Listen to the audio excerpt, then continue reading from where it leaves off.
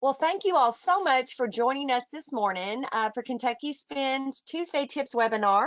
We are going to be talking about some NTI strategies, and also I believe Dr. Clark is going to help us understand a little bit of some tips and tricks that we can do when we don't have great internet access. And so we are very excited to have our special guest, Dr. Laura Clark, with us today. She's with the Northern Kentucky Cooperative for Educational Services.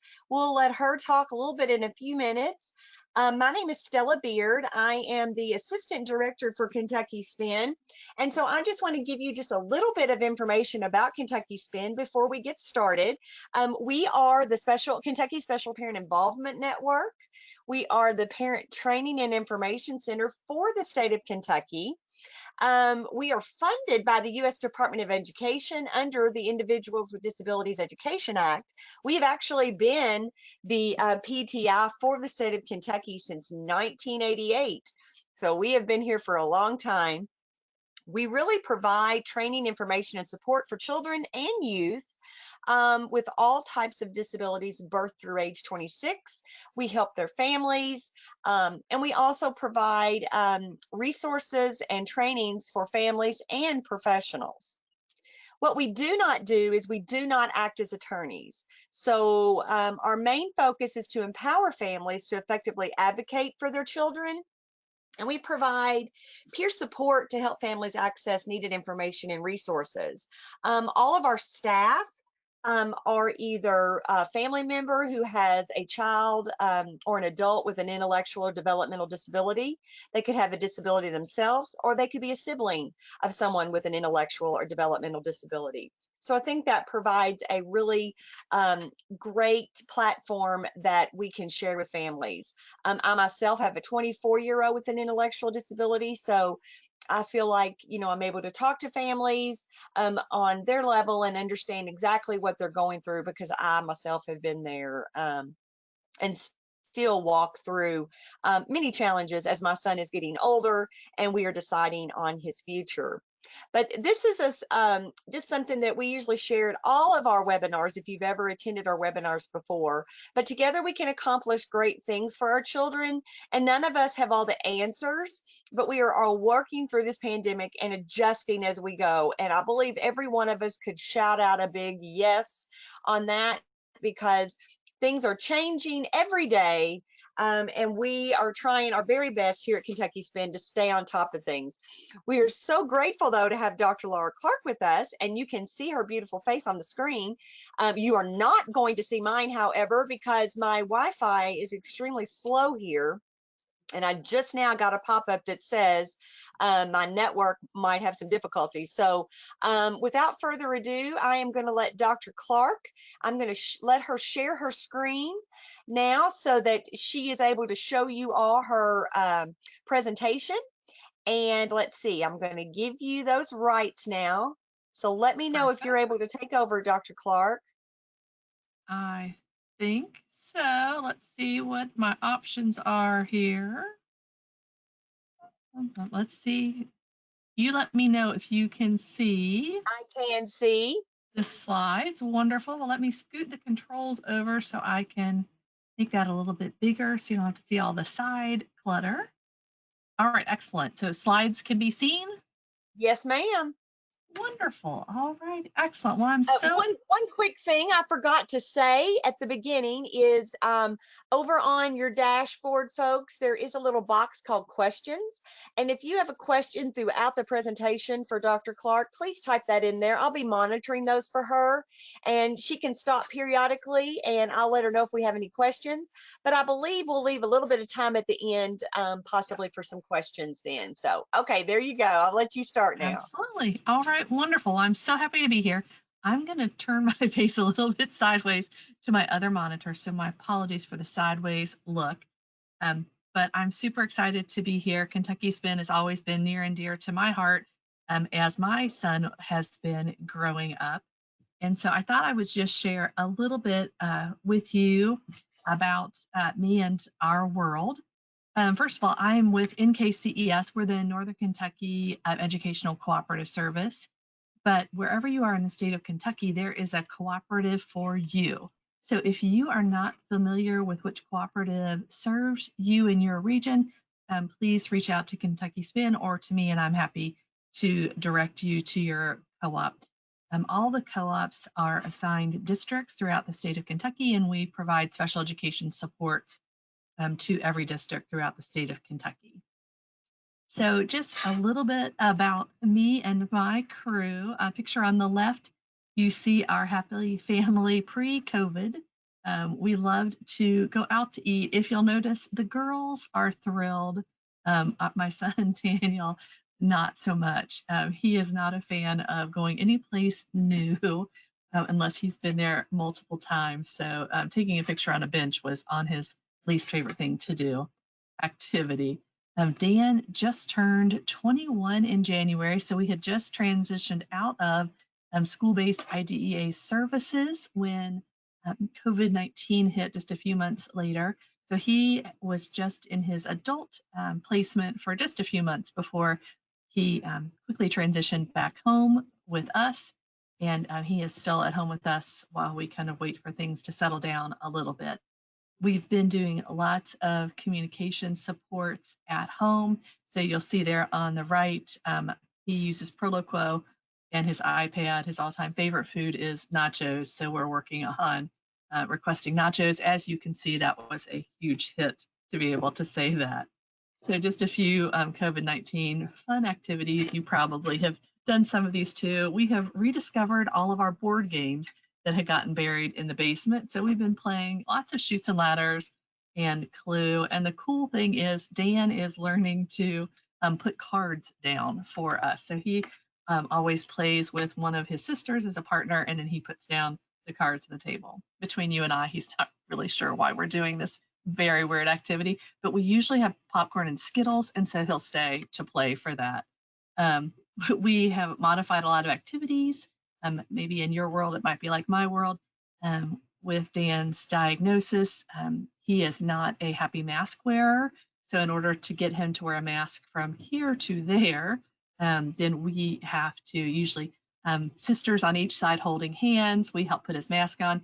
He does what I like to call the magic funny face, where he stretches his mouth until he can move his mask slowly down, and we keep scooting it back up. It lasts about 2.2 seconds.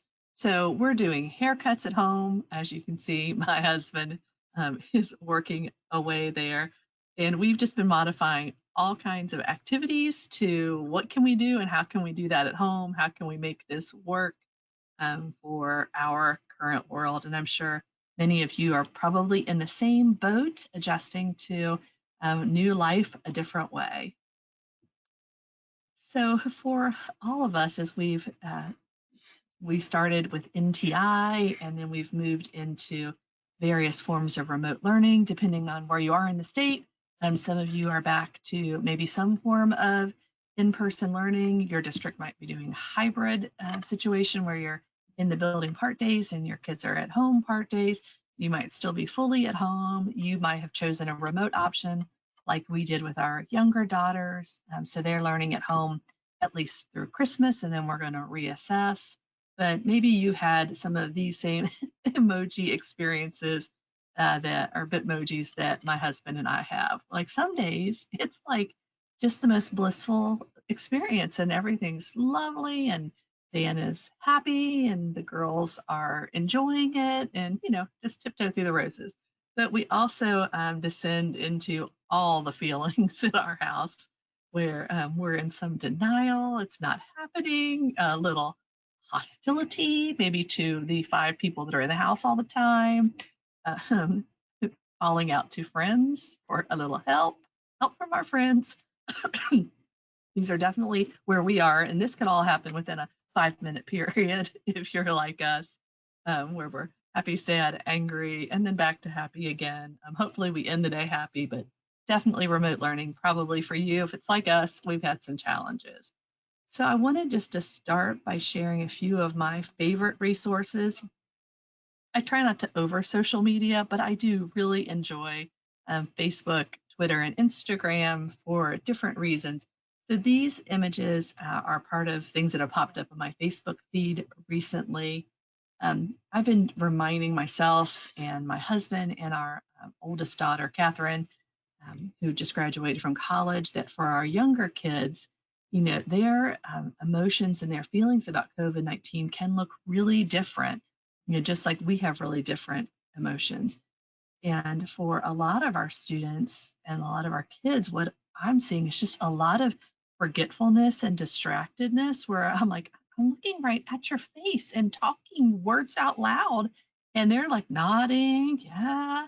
And they walk away. And I'm like, what are you doing? You're wandering around the house. And I just said, pick up your paper, pick it up. And they're like, what'd you ask me to do? Really distracted, more than we would expect for an early adolescent. So whether it's anger and resistance or just that forgetfulness and kind of wandering around, and you're like, what are you looking for? I don't know. What am I doing in this room? They just have no idea. We also are seeing some increased anxiety for some of our kids. Um, and there's a whole lot of reasons for that, right? In addition to experiencing COVID-19, a lot of our kids are experiencing a lot of feelings about what's happened to Breonna Taylor, and our feelings about supporting Black Lives Matter movement, and the election is coming up, and all the feelings that come with that, and whether I'm going to school or not going to school, and if I go to school, will school be able to stay in, or will we come back home? Just all kinds of stress. So the 75 calm down activities for kids, I'll be honest, I found them to be really helpful for myself. Now, you probably won't see me doing number 16, a handstand anywhere, but I definitely have been practicing number one a lot, slowing down my breathing. Definitely taking walks. My youngest daughter is a sensory seeker. She needs a lot of deep input in her hands. So she has been making lots of slime. I've probably spent about $200 in Elmer's glue since COVID-19 started, because she just makes gallons and gallons of slime, and then we give it away. We make gallons and gallons more. She's also been making a lot of pom-poms with yarn, because that sensory is really nice, but she needs a lot of that deep input. So whatever your child or young adult needs, I thought these calm down activities are good for adults and for kids. We are seeing, and a lot of us, that our kids are seeking a lot more attention. So whether they're just really sticking close to adults a lot more, wanting to be in the same room, when in the past they might have been, out playing with friends, out in the neighborhood, out with sports, they're with us a lot more. And so there are times when I need to really remind myself that some of the behaviors that I'm seeing at home with my kids, in the past, I would say, oh, you're attention seeking. And I'm really trying to rethink that. Like, what do you actually need? Are you needing some connection? Do you need me to hear you and see you and acknowledge that? Do you need some help kind of organizing and validating your feelings, that attunement seeking or attachment seeking? You're distressed about what's going on and you need some comfort from me. On the right, and this really cool graphic, we printed this out and put this on our refrigerator, and we talk a lot about the happiness chemicals, because my youngest daughter in particular has been just experiencing lots and lots of sadness, right? Things are so different. I don't see my friends as much as I used to. I don't understand what's going on. Why are people being mean? Just all those feelings. So we talk about those happiness chemicals that happen in our brain, and how can we activate a happiness chemical. It's okay to have those sadness feelings, but we don't want to stay there for a long period of time. We want to get back to happiness. So what can we do? And we choose one of the activities here. She picks something to do and we do it together. One of the most popular activities we've done with her that worked really well with my students also is trying to get some additional physical activities. And so we call it You Be the Boss, which my 9-year-old loves to be the boss. So she gets to be the boss. She chooses 10 stretches or activities that we do, and then the adults all mirror that. So whether we're doing deep stretches, she likes to do jumping jacks, deep knee bends. She's choosing some kind of activity, and we're modeling that, and that helps bring on some happiness chemicals. So hopefully you find a few activities in here that might be helpful to you. I have linked into the slides in the notes all of the places where these links or the pictures came from, so that if you'd like to explore them yourself, you're welcome to. We're definitely really encouraging a lot of growth mindset for ourselves personally, but also with our kids, because for many of them, they're learning in a different way. Even if they're back in school, they're learning at a further distance from their peers, their desks are further apart. They're wearing a mask, their lunch might be happening in a different place. And all those new experiences can be stressful. For some of our kids, my daughters are learning at home, and that's a very different learning experience. So we're really tackling all day long growth mindset and working through these mantras. I definitely replay these a lot and have this on my mirror in my bedroom so that when I get dressed in the morning, I can just remind myself, growth mindset, Laura, you're going to make it. If you just needed a little bit of humor for the day, my husband and I have been laughing just about every evening on the small things in life that have making us really, really happy, and how really little things can bring us great joy. So whether it's writing with a really nice pen to getting that corner brownie. Yes, I did have one on Saturday and it was delicious. Really trying to take those opportunities to just celebrate, because it can be really stressful and overwhelming as we're processing all these changes for our children and ourselves. So, having laid that foundation, hopefully a tip or two was helpful to you or reminded you of something wonderful in your own life. I don't know about you, but at this moment in COVID, I can totally see my daughters looking like this and turning around and painting the wall with permanent paint. That's about where we feel like we are some days. It's not going to make it on the paper; it's going to be on the walls. But let's really look at how lovely paint looks on the paper and talk about that remote learning or non-traditional instruction, depending on what your district is calling the current learning opportunities, whether you're in a hybrid school schedule, whatever you're doing to support your child right now. And let's just kind of chat about some of the options. I know that some spots were really experiencing some internet access challenges. So I wanted to just throw out some general suggestions. If you don't have any internet access that is consistent right now, where are some places that you might be able to chat with some helps that might be able to give you some resources, whether you're really rural or in the middle of a city. The first place I'd encourage you to talk and check is with your school family resource center. For families that have access issues and need some support with bills and paying for that internet access, family resource centers sometimes have additional funding or supports that can help. You can also check with your cell phone carrier. Some cell phone carriers right now are offering some additional supports and even free resources for families, depending on who that carrier is in your region. The same with the phone company that supports your region. Some of them are offering some special supports or different free resources for families that are in the middle of remote learning. In addition, your community library might have some additional resources and help. We live in a city, and our library, their internet, you can pull up close to the building in your car and access the internet in your car. So sometimes we'll do that if the internet's spotty at our house. I'll drive the girls up with their iPads, and they'll jump on the internet there at the library. Some community centers and churches are opening their doors to share internet access at specific times. If that's not currently available, I would go ahead and chat a little bit with your school family resource center to see if they would be willing to kind of help you reach out to some of those people to see if they have some access. There are also quite a few restaurants that have internet access that are offering for families to use that. So even if you're not going to go in the restaurant and eat the same thing as we do at the library, still pulling up close to the building in a parking spot and using the internet there. They've got open access that you can share. If anybody's got any other ideas of ways that you found access, please share that in the chat and we'll share those ideas out. If there is no internet access available, or in your district, either you have chosen or your school has chosen to do some form of what a district might call packet work or non-computer work, here's a few things that you should expect.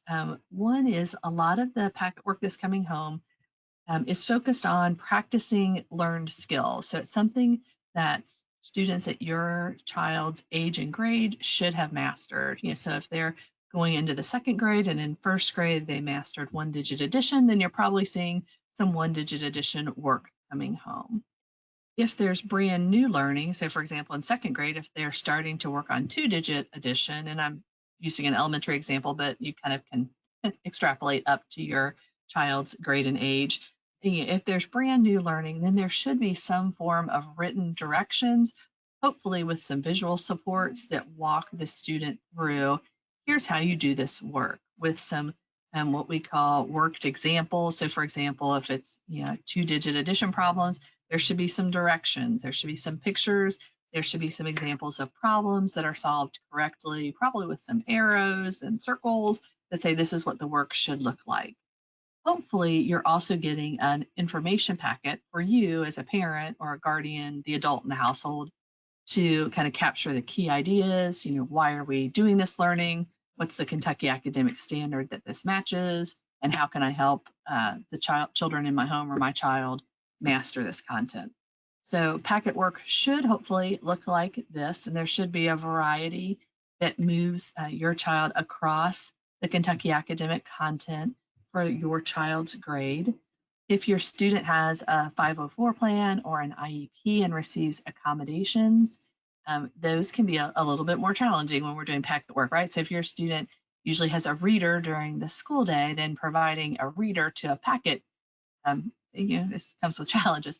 Hopefully, though, what you're seeing is increased picture supports and maybe some simplified writing. So instead of 3 paragraphs, there's some 3 or 4 word sets of directions, bullet points to walk your child through the content. If it's possible at all to access the internet during the day, there might be a few things that you would want to discuss with your teacher. Over on the right, you'll see a smaller picture for Remind. So if you haven't accessed Remind before, Remind is a feature that is free for teachers to use, and often middle schools and high schools have used it with their students. More and more elementary teachers are using it. And it really, usually on the parent side, looks like a series of text messages. And the nice thing about that is if you have access to text messaging, then the teacher can provide those text messages throughout the day. Within the Remind app and the text messages, they can also provide links to videos. So a free feature that teachers can use, and across the state of Kentucky, many teachers are using Google Chrome, Google Classroom, and a free feature within that world is called Screencastify. And Screencastify lets you screen record small bits of instruction to share with students. And the great thing about that is you can upload those videos for free to our free YouTube channels. So you'll see down there in the bottom right, my YouTube channel and some short videos that I've made for teacher education purposes. But any teacher can utilize that. So the great thing about Screencastify and uploading to the YouTube channel is if you don't have consistent internet access, but you do have some internet access throughout the day or the week, the teacher could, using the Remind app or through email, send links to some short videos that they can make to provide new instruction to your child, or to provide that reader accommodation to your child, or if your student needs a scribe for writing, and then they can share with you some technologies that your student could record themselves talking and use that speech to text option to support your students' learning. When we have times of intermittent internet access where you know that on Fridays you are going over to grandma's house or to your aunt's house and they have internet and you'd be able to use their internet, then a good idea is to really communicate carefully with your school and say, these are the times that I have access to the internet. So if you can share information and links and videos so that I can access when I have a chance to get to the internet. We call that, that asynchronous access. Then I could do that. Some teachers in remote learning are providing that kind of live teaching where, I'm on Facebook Live or Google Meet, Google Hangout, some platform or the other, like we are on a web platform now, and I'm sharing with you live and in a moment. And if your internet access is not at all or is not consistent that you can access that, you could chat with your teacher about possibly recording some sessions that your child could access when you do have a chance to access the internet. Some of the key things to think about and share with teachers are, for example, with the Remind app, it's possible that the teacher could schedule to send your child messages throughout the day to kind of help keep them on track, check it where they are. So if they had an accommodation that includes reinforcement and reminders to stay on track, they could absolutely do that using the Remind app. But if it's not possible for you to receive multiple text messages throughout the day, that system wouldn't work. Are you able to access YouTube videos? Do you have the bandwidth for short periods of time? Does your cell service allow for that? So letting teachers know exactly what works and doesn't work for either your phone or if you have access to a computer, what does that look like? You also want to be really clear about the best ways to reach out to you and your student. I think many teachers are happy to accommodate as much as they can if they know the schedule that works best for you. So if the morning is never going to work, but the afternoon does, let them know, like, these are the windows of time when we can answer the phone, when my child can access some kind of technology or could chat with you on the phone for a little bit of time. If you are running into communication challenges and you're just feeling like either you're not connecting or you're not being understood, I would recommend that you just always start with the teacher first. I've given 4 examples of ways you might want to reach out. So, if you're reaching out by email and you're not getting an answer, I would try calling. If you're calling and not getting an answer, I would try emailing or sending in a note or sending a text message if that's a possibility. If you're not getting a response one way, though, I'd encourage you to try a second way before you reach out to someone else, because it's just possible that the teacher, like you, is having internet challenges or not being able to access things as quickly as they normally would if they were in the school building all the time. So giving them those other options is helpful. Just some general suggestions, and these kind of work for all of us, how we'd like to be approached, right? I always start with teachers, with anybody, with some kind of a thanks or a compliment or just a nice starter. If the only starter I can come up with is, I hope you're having a great Tuesday, that's still a nice start. And then I usually start with things like, I have a question about, I'm not sure I can access this. I looked at Sam's math grade and I was wondering, or could you help clarify? All of those tend to be good ways to approach people and start nicely.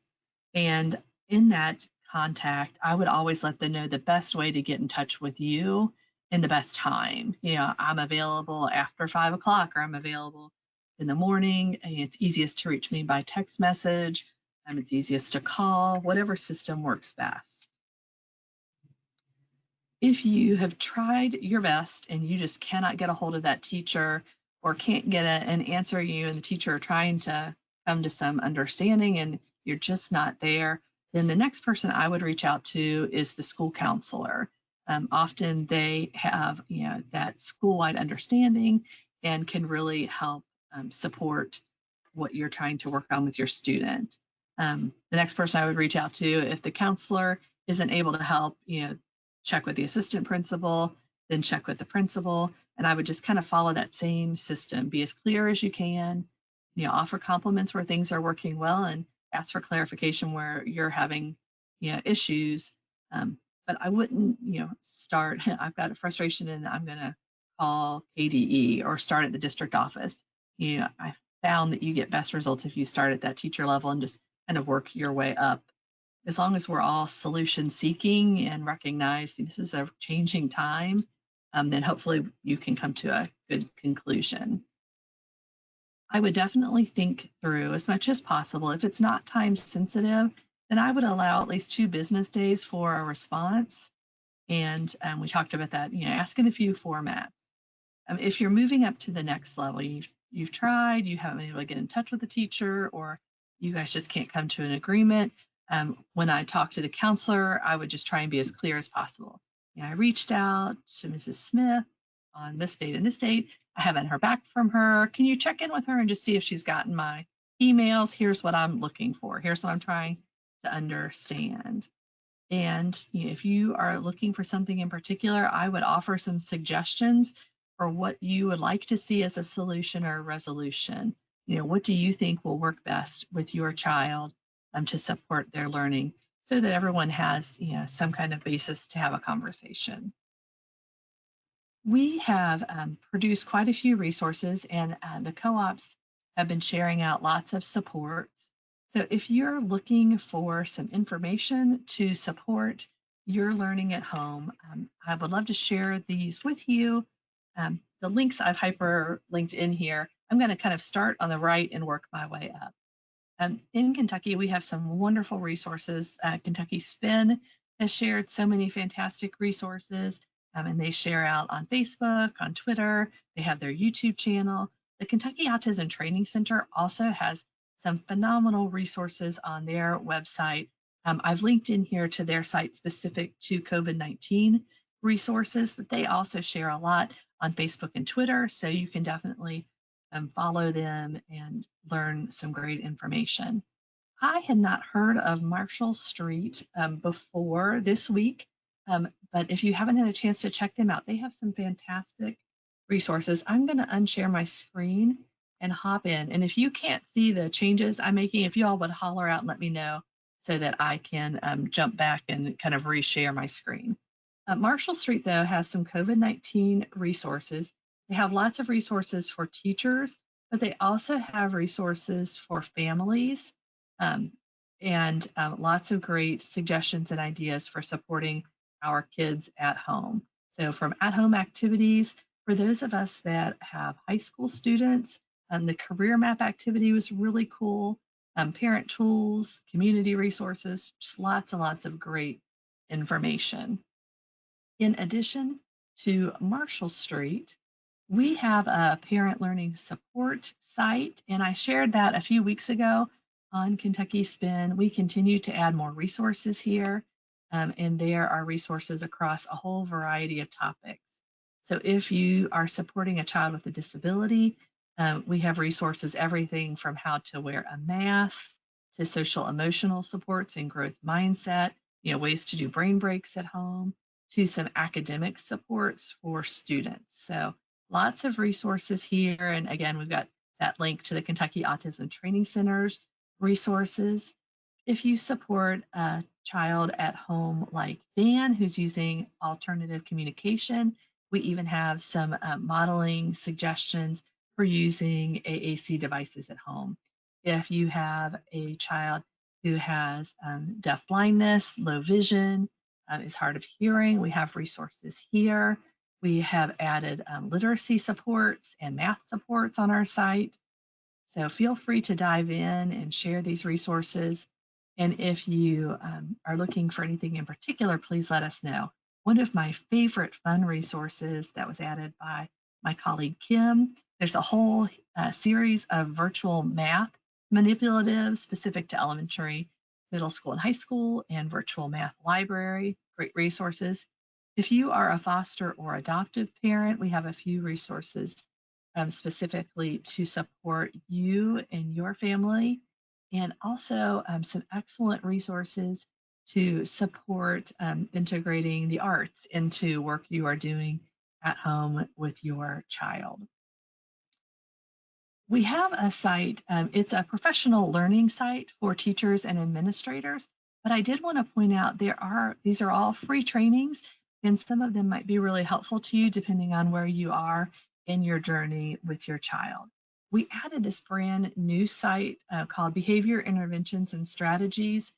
quick tips and resources. And the way these trainings all work, if you click on the name of the training, it will typically take you into a document, and the document just has step-by-step directions that you can walk through. You can do every step in the training or just participate in the parts that you would like. But for this training, you'll see that we have, I'll make it a little bit larger, some presentation slides that you can view, and then there's some videos. All of these videos have been uploaded to YouTube, and you can watch them at your own convenience. The presentation slides here, I'm going to open this up real quick. If you've got a child that is sharing some challenging behaviors right now, and you're really looking for, wow, I need a strategy to help kind of balance our family life back out.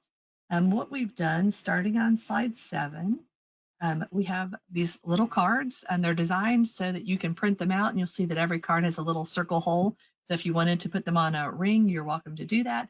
But these are all what we call evidence-based strategies, which means that there's been some research done with these strategies to support students.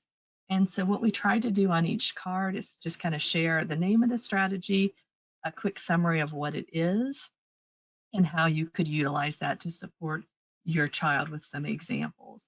There are more than 20 evidence-based strategies, and what I often do is if I'm talking with a colleague and they're sharing, here's this behavior challenge, and this is when it's happening, this is what it looks like, we take those cards and spread them across the table, and then we just kind of do like we do with a deck of cards. We're like, well, not this strategy, not that strategy, turn them upside down, and then you're left with 3 or 4 that you think might work. Pick the one that works best for you.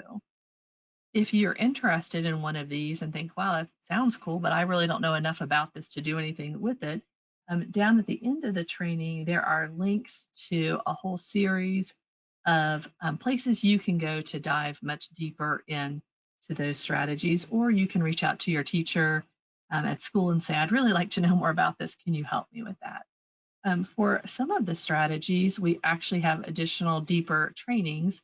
So specifically, we saw one of the cards that said pre-correction.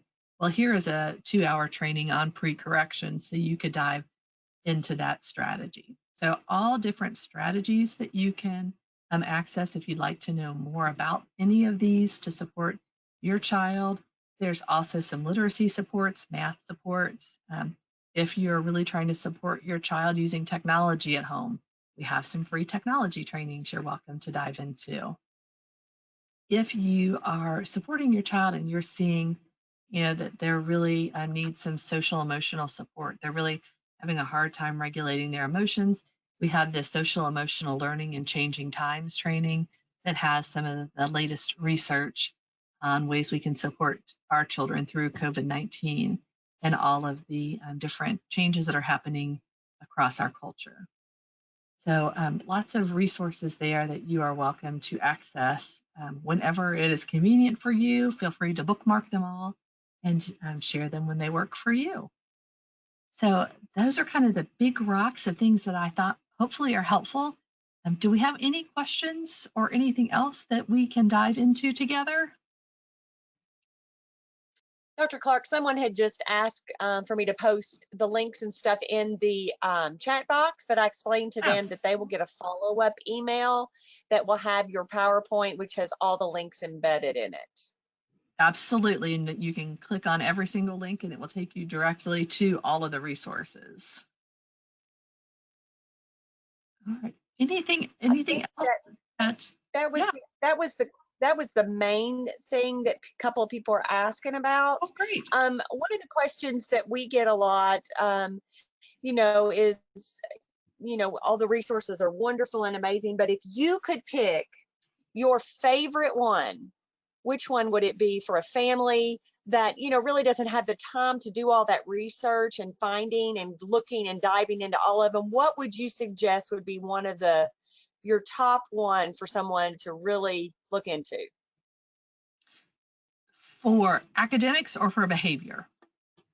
Well, one of each. Just pick, let's do one for academics and one for behavior. Gotcha. If I was really trying to do some great support for math. I think the first thing I would do is check out the virtual math manipulatives. They can really be helpful. I will be honest with you. One of the best things that we have done in remote learning with our child who was really struggling with new math concepts, I went to the Dollar Tree, and the Dollar Tree has um, all all kinds of wonderful things. But there's three things they have that we purchased that have made a huge difference to supporting remote learning. One of them was, and they have about 12 different versions of these, but whiteboards, and then they also had more like the chalkboard look. So we got whiteboards, one for me and one for my daughter. And when she is really struggling with a new concept, and we've done several different things with it. Like with math problems, we do kind of beat the clock, or we work out problems together. But using that whiteboard for some reason at home made a huge difference to the buy-in, and made it easier. When we try to do it in a notebook or paper and pencil, I got a lot of resistance, but that whiteboard made a huge difference. The other thing that the Dollar Tree has is they've got the little sand timers. They're either 1 or 2 minutes, and we've been using that a lot because I get the whole they're laying across the back of the chair, I can't do it, I'm not doing it anymore, and all that. And I'm like, turn the timer and give me 1 minute. That's all I need is 1 minute to focus, and if you can focus with me, we'll get something done.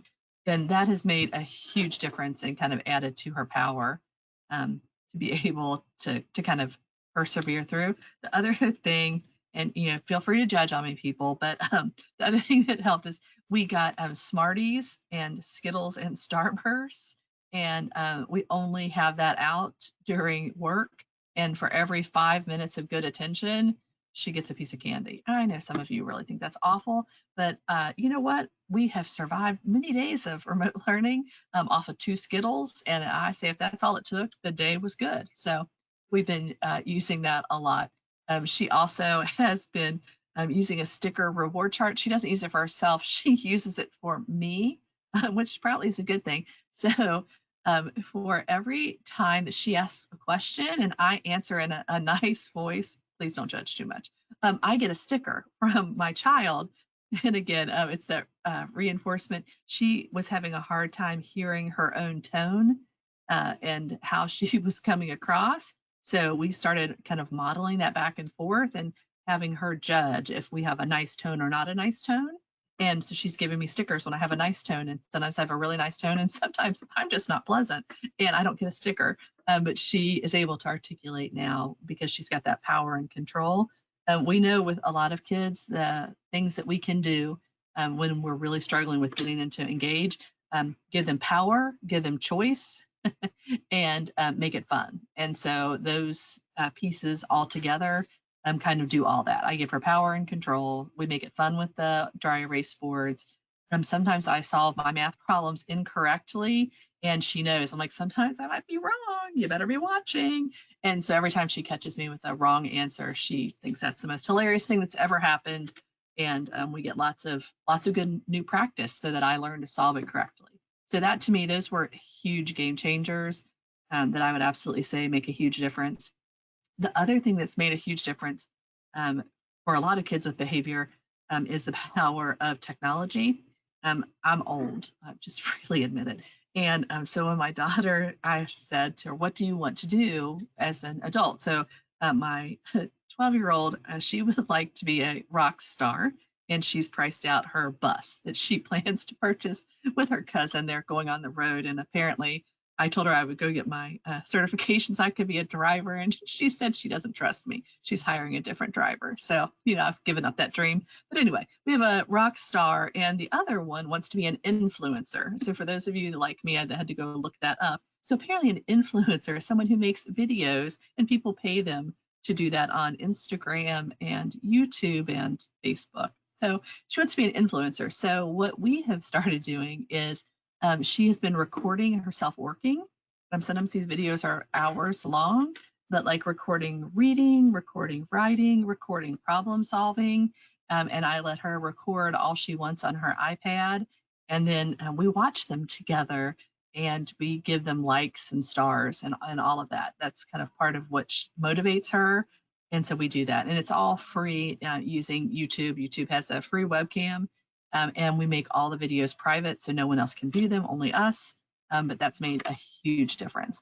As I've been in middle schools and high schools and elementary schools over the past 2 years, I hear lots of kids saying similar things when you talk about their career aspirations. They want to be on YouTube, they want to be on some kind of TV show. So for a lot of kids, that's been working well. Oh my goodness, I love that example. That is so great. I mean, I have a Yeah. 19-year-old in college who she is all about the influencers and Yep. stuff like Yeah. that. And so I almost kind of did the same thing where I read up a little bit and try so Yeah. I could just at least have engaging conversations with her about something that was important to her. So I love Absolutely. that. That's wonderful. Oh.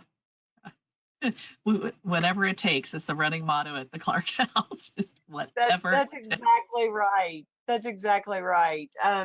Well, I think this has just been wonderful, Dr. Clark. I mean, you always provide us with such wonderful resources and tips, and I know everyone online is anxiously going to be awaiting for that email to drop this afternoon, so they'll have all of these links and stuff. So I really appreciate it. Was there any other slides that you had or anything else that you wanted to share before I wrap it up?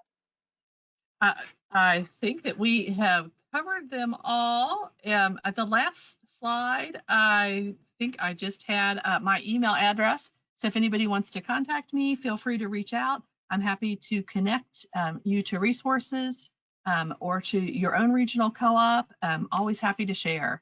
And I'm always happy to be part of Kentucky Spin. It's one of my favorite family places to go. Well, thank you so much. And we so enjoy having you here too. I'm going to flip back to my screen and Perfect. make sure that I go over just a couple of things with everyone about some of our upcoming webinars that we have. Dr. Clark has actually done a few of our Tuesday tip webinars. We are doing these every Tuesday at 11, and every Tuesday at 11, we usually talk about a lot of different things. Right now, seems we've been focusing on stuff that's going on with COVID-19, but we are next Tuesday, actually, we have special guest speaker Pam Smith, who is the Division Director for Community Alternatives.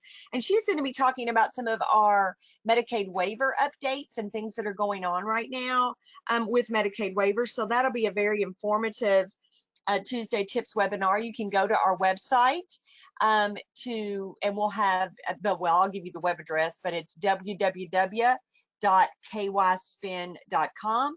You can go on there and register for any of our upcoming webinars, and also visit our COVID-19 page, that has many wonderful resources on there too.